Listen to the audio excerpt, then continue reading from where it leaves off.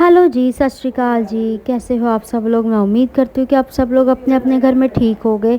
तो आज मेरा ब्लॉग एक दिन लेट है क्योंकि मैं थोड़ा फैमिली में बिज़ी थी, इस वजह से मेरा ब्लॉग नहीं आ पाया। मैंने सुबह घर के काम किए और खाना खाया, पानी को खिलाया और मैं निकल गई थी डॉक्टर पास। मेरी अपॉइंटमेंट थी रेगुलर चेकअप के लिए।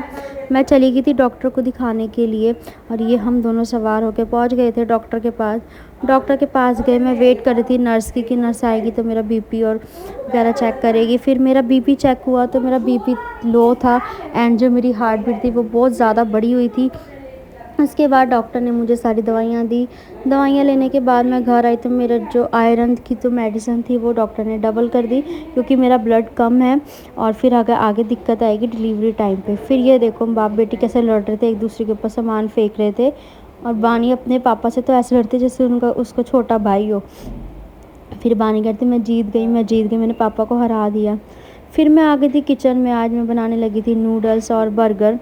तो उसके लिए पहले मैंने नूडल्स बॉईल होने के लिए रख दिए थे और मैं सब्जियां काट रही थी और एक तरफ मैंने रख दिए थे आलू उबलने के लिए क्योंकि वो बर्गर की टिक्की बनाने के लिए।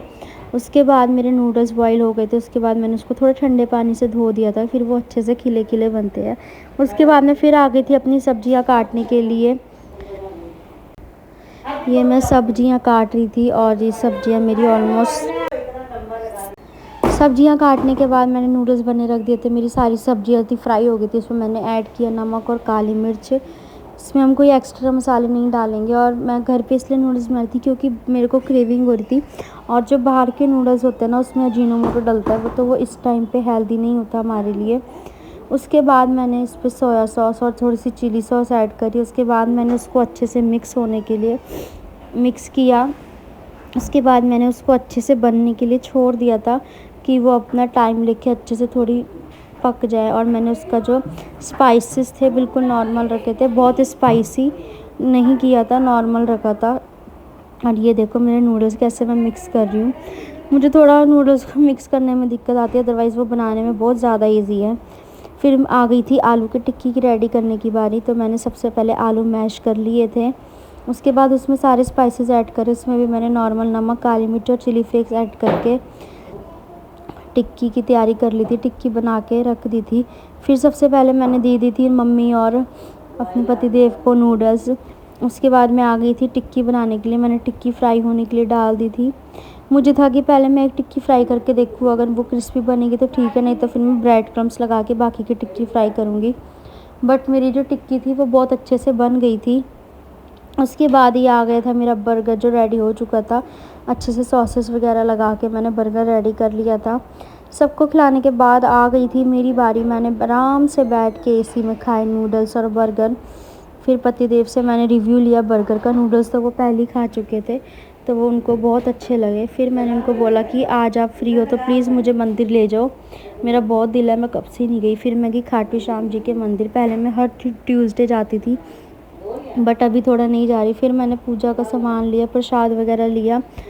फिर मैं गई अंदर, मैंने मत्था टेका, दिया जलाया बालाजी के आगे। और ये देखो मेरे बालाजी सरकार और खाटू श्याम जी का रूप कितना ही अच्छा है, मतलब एक अलग ही वाइब आती है मंदिर जाके। फिर मैं आई घर वापस। मैंने चुटकी मार के सारी करी किचन क्लीन। किचन क्लीन होने के बाद देखो ये मैं कोरियन दिल बनाने की कोशिश करती जो मुझसे नहीं बन रहा था। फिर आई डिनर की बारी। आज हस्बैंड बाहर से ही ले आए थे दाल। फिर मैंने आटा गूंदा, रोटी वगैरह खा के सबसे पहले मैंने बर्तन धोए क्योंकि बर्तन अगर रात को मेरी किचन साफ़ हो तो मुझे एक अलग ही सुकून मिलता है। और फिर बर्तन धोने के बाद मेरी गुड नाइट हो चुकी थी, हम लोग सो गए थे। और उसके बाद बहुत इंटरेस्टिंग आगे ब्लॉग में कुछ आने वाला है, तो प्लीज़ आप नेक्स्ट ब्लॉग भी ज़रूर देखना इसके बाद वाला।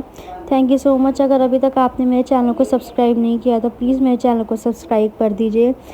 और हाँ, अगर आज के ब्लॉग में वॉइस ओवर में थोड़ी दिक्कत हुई तो प्लीज़ मैनेज कर लेना क्योंकि घर गेस्ट आए हुए हैं तो फिर इसलिए थोड़ी वॉइस ओवर में दिक्कत आई थी, इसलिए मेरा ब्लॉग भी लेट हो गया था। तो thank you so much guys, bye bye, take care, अपना ध्यान रखिएगा।